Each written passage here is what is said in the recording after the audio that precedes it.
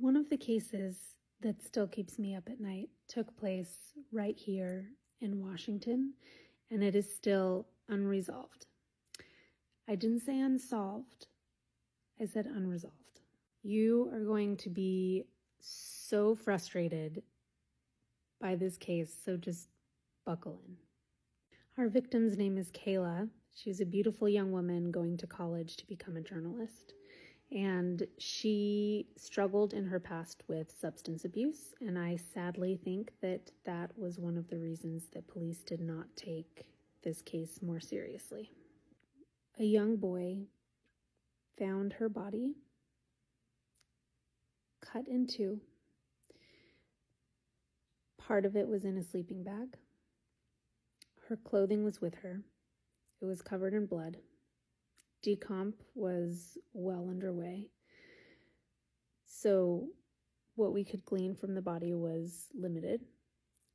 There was DNA all over. DNA on the clothing, DNA on the sleeping bag, DNA on what was left behind.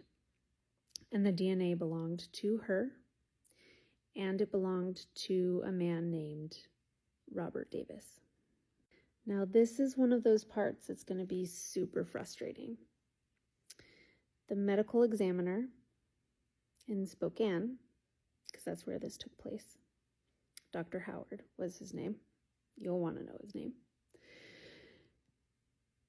After learning who the victim was and her history, looked at the body and decided that he couldn't rule it a homicide because she could have potentially died of an overdose.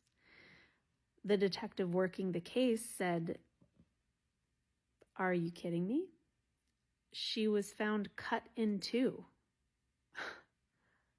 And you're not going to rule it a homicide?" And he said, "No, I'm going to rule it undetermined." So thankfully, this detective, undeterred, went to a third party.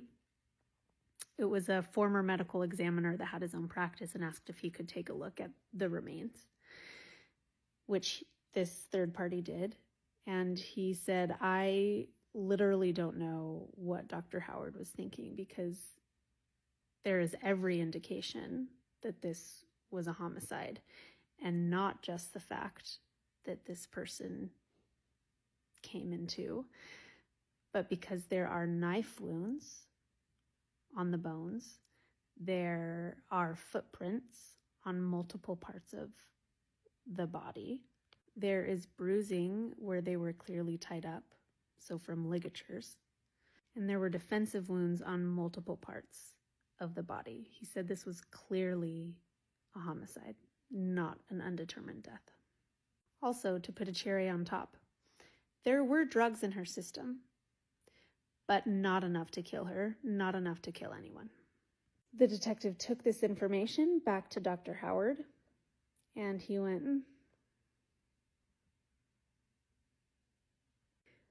because the ruling remained undetermined, when he took this to the prosecutor said, "We don't have enough evidence, so I think we just want to kind of leave it as is. We don't want to call into question our medical examiner's findings, because that would call into question all of these other cases that we have.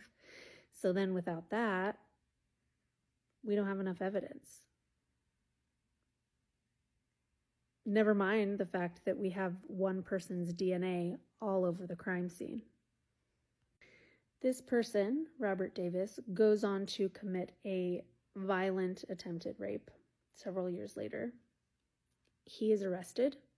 He is sentenced to 15 years in prison. He goes up for parole. He is granted parole. He is out on parole. I'm telling you all this because he is out and about right now. He lives in Iowa.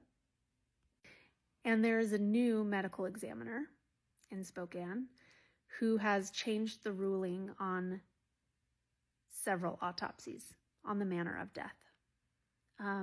One is Kayla's case. It has now been changed to a homicide instead of undetermined. To give you an idea of some of the other rulings of Dr. Howard, there was one case where a woman was found wrapped in plastic on the side of the road, and he ruled her death of natural causes. There is another woman who was found in a river, and she had clear bruising around her ankles that looked like it was from ligature marks, and he ruled her death a suicide. As of today, Kayla's case is still open because prosecutors have still chosen not to pursue the case and take it to court.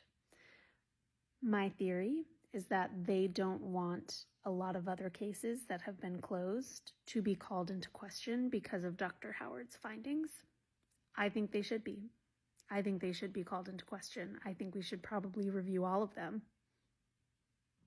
If you live in Washington like I do, you can call our state district attorney and ask them to pressure the localities in Spokane to take on Kayla Williams' case, because it's not unsolved. We know who did it, and he has gotten away with murder.